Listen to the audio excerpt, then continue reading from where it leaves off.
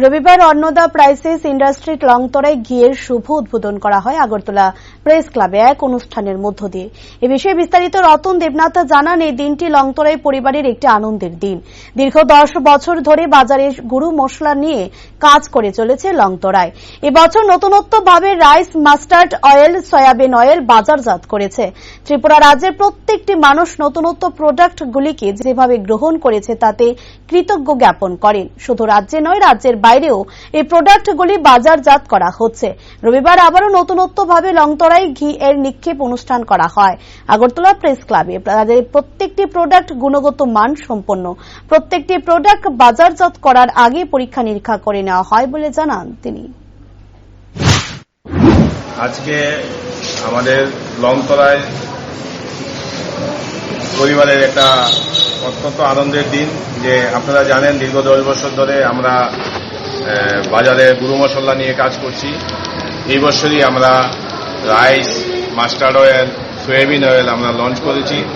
ত্রিপুরা রাজ্যের প্রত্যেকটি মানুষ আমাদের এই প্রোডাক্টকে যেভাবে আন্তরিকতার সহিত গ্রহণ করেছে তার জন্য আমরা চিরকৃতজ্ঞ।